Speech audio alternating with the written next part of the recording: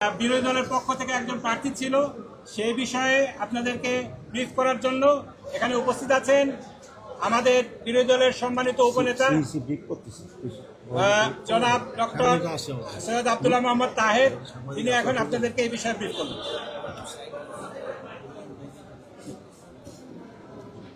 বিসমিল্লাহির রহমানির রহিম। নাহমাদুহু ওয়া নুসাল্লি আলা রাসূলিহি। সাংবাদিক বন্ধুগণ, আসসালামু আলাইকুম ওয়া রাহমাতুল্লাহি ওয়া বারাকাতুহু।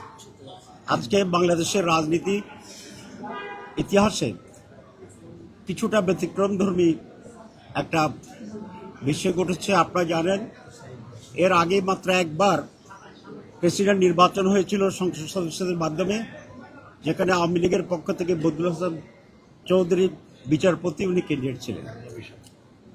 এইবার দুইজন ক্যান্ডিডেট হয়েছে, সরকারি দলের একজন ক্যান্ডিডেট ছিলেন এবং আমরা বিরোধী দল পক্ষ থেকেও আমরা একজন ক্যান্ডিডেট দিয়েছি। আজকে সেটার উপর নির্বাচন হয়েছে। সেই নির্বাচনে আমাদের প্রার্থী পরাজিত হয়েছেন, কম ভোট পেয়েছেন অপেক্ষাকৃত। আর জনাব ফখরুল ইসলাম আলমগীর সাহেব ভোটে প্রেসিডেন্ট নির্বাচিত হয়েছেন।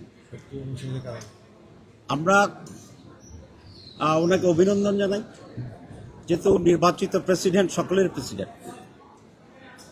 আমরা আশা করি উনি প্রেসিডেন্টের শপথ গ্রহণ করার পর থেকেই একজন নিরপেক্ষ ব্যক্তিতে রূপান্তরিত হবে এবং উনি কোনো দলের পক্ষে কাজ করবেন না।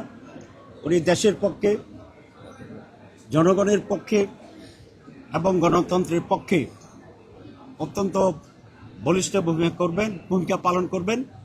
এটা জনগণের প্রত্যাশা প্রেসিডেন্টের কাছে এবং এটা আমাদেরও প্রত্যাশা।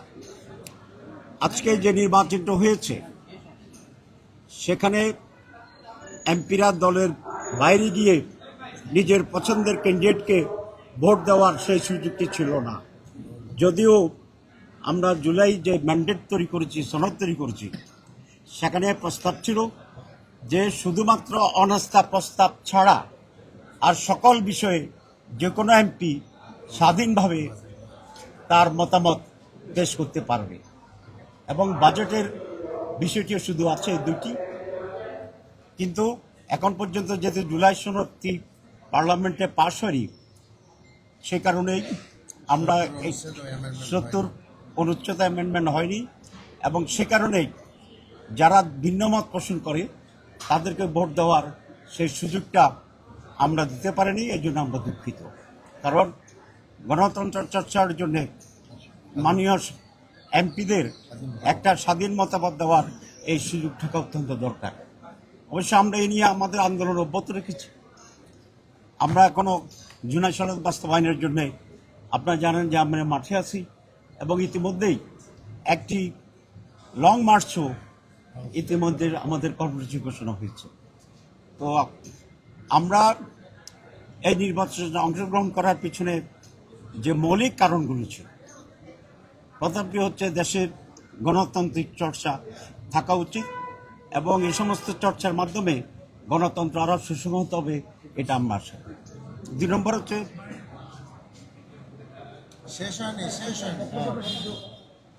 এবং আমরা মনে করি সামনে তৃণমূলের নির্বাচন আছে, তারপরে লোকাল গভর্নমেন্ট ইলেকশন আছে।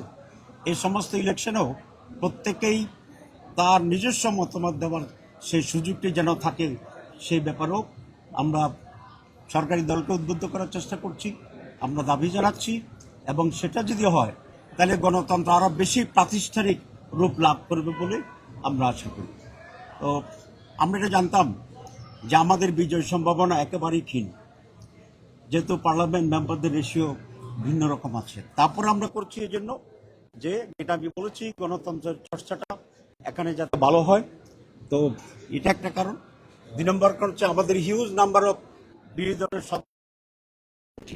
সুতরাং সেখানে একটি নির্বাচনে অংশগ্রহণ করার মতো একটা সুযোগ যেহেতু আছে এবং এটা পটেনশিয়াল একটা অপরচুনিটি ছিল, সেই জন্য আমরা নির্বাচনে অংশগ্রহণ করেছি।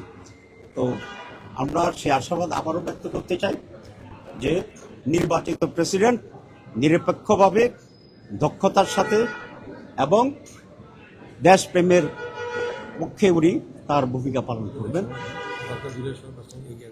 এবং সরকার, আমরা আশা করি সরকার জুলাই সনদ বাস্তবায়নের জন্য সেখানে ভূমিকা নেবেন এবং এটি একটা আইনগত ভিত্তি এখানে পাবে বলে আমরা আশা করি। দেশে বিদেশে নানা জনের সাথে আমাদের মত বিনিময় হয়। জুলাই সনদের ব্যাপারে এদেশের মানুষ যেরকম 70% বেশি এখানে রায় দিয়েছে, ঠিক বিদেশেরও অনেক বন্ধুরা বলে যে আপনাদের এই অ্যামেন্ডমেন্ট এবং পরিবর্তনগুলো বাংলাদেশের ডেভেলপমেন্টের জন্য, গণতন্ত্রের জন্য একটি অপরিহার্য, এবং সেই দিকে তাদেরও এখানে মত এবং সমর্থন রয়েছে। তো আমরা আশা করি সময়ের ব্যবধানে সরকারি দলের শুভবুদ্ধির উদয় হবে এবং জনগণের কল্যাণে যা যা প্রয়োজন এই পার্লামেন্টে তারা সে সমস্ত আইন নিয়ে আসবেন এবং সে সমস্ত বিষয়ে আমাদের সমর্থন থাকবে।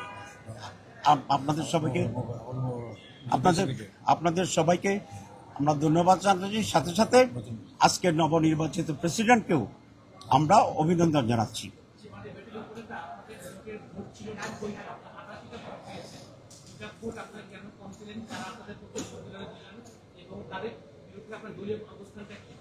আমাদের 11 দলীয় জোটের 90 জন সদস্য 88 জন ভোট কাস্ট করেছে। আপনারা শুনেছেন, একজন বিদেশে আছেন, উনি এখানে আসতে পারেন নাই। আরেকজনকে একটা বিশেষ কারণে আমরা আমাদের দল থেকে বহিষ্কার করেছি। সুতরাং সেই হিসাব করলে আমাদের প্রায় 100% প্রেজেন্ট আছে।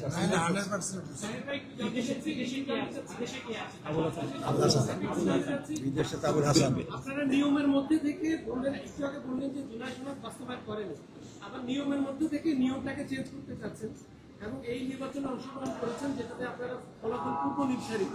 এইটা কিভাবে গণতন্ত্র মানে সচেতন করার জন্য হয়, এটা একটা প্রশ্ন। একটা প্রশ্ন হচ্ছে, এই একটা আয়োজনের মাধ্যমে সরকারি যে খরচ হয়েছে বা সরকারের যেটুকুই হোক, এইটাকে আপনারা সাপোর্ট করেন কিনা, যেহেতু সবকিছু ফলাফল পূর্ব নির্ধারিত? আসলে এখানে খুব বেশি কিছু খরচ হওয়ার মতো বেশি কিছু নাই, কারণ কিছুটা হয়েছে, এটা নেগলিজিবল, নাম্বার 1। নাম্বার 2, গণতন্ত্র চর্চা করতে গেলে কোনো কর্মসূচির জন্য যদি টাকা খরচ হয়, এই টাকা তো আমাদের খরচ করতেই হবে, কারণ আমরা জাতীয় নির্বাচনে তো কোটি কোটি টাকা, 100 কোটি টাকা তারও বেশি নির্বাচন খরচ হচ্ছে। সুতরাং আমি মনে করি এগুলো কোনো মেজর ইস্যু না। প্রতিদ্বন্দ্বী ক্যান্ডিডেট না থাকলে মিনিট নির্বাচন হয়নি।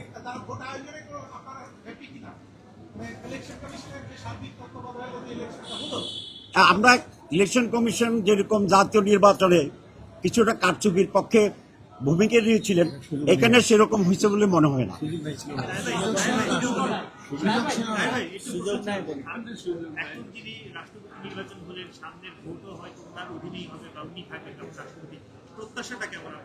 আমাদের প্রত্যাশা তো জনগণের প্রত্যাশা। এদেশের জনগণ কি চায়? জনগণ চায় একটা নিরপেক্ষ নির্বাচন, একটা সুষ্ঠু নির্বাচন, প্রত্যেকে ভোট দিতে পারবে অবাধভাবে, সেরকম একটা পরিবেশের নির্বাচন। তো সেই জন্য আমরা সেই প্রত্যাশা করি যে উনি এখন থেকে কোনো দলকে প্রতিনিধিত্ব করবেন না, উনি নিরপেক্ষ থাকবেন এবং নির্বাচন নিরপেক্ষ হবে এই ভূমিকা উনি নেবেন, না হলে উনি জাতির কাছে বিতর্কিত হবেন। বিদ্যমান সংবিধান 70 অনুচ্ছেদের বাধ্যবাধকতা এবং দলীয় একজন ব্যক্তির সাথে রাষ্ট্রপতি নির্বাচিত হবে, তিনি যত আজকে থেকে রাষ্ট্রের অভিভাবক হিসেবে দায়িত্ব পালন করেন, আপনাদের প্রত্যাশা অনেক। আপনি কি মনে করেন দলীয় বিধিবিধানের মধ্যে থেকে মাত্র 2টা বিষয়কে হাতে রেখে ওনার পক্ষে, জনগণের পক্ষে বা স্বাধীনভাবে কাজ করা সম্ভব? প্রথম কথা হচ্ছে, আমরা তো সেই কারণে জুলাই সনদ অ্যামেন্ডমেন্ট চাচ্ছি, অ্যাপ্রুভাল চাচ্ছি, যাতে করে এই কষ্টটি আর তৈরি হওয়ার সুযোগ হবে না। আর 2 নম্বর হচ্ছে, যিনি রাষ্ট্রপতি হবেন শপথ নেওয়ার সাথে সাথে এইটাই ওনার একটা পবিত্র দায়িত্ব, নিজেকে নিরপেক্ষ জায়গায় নিয়ে যাওয়া। যদিও এটা সহজ হবে না, কিন্তু আমি মনে করি ফখরুল আলমগীর সাহেবের মতো লোক যদি সিনসিয়ার হন, সিরিয়াস হন, তাহলে এটা ওনার পক্ষে সম্ভব হবে। Thank you very much. Thank you.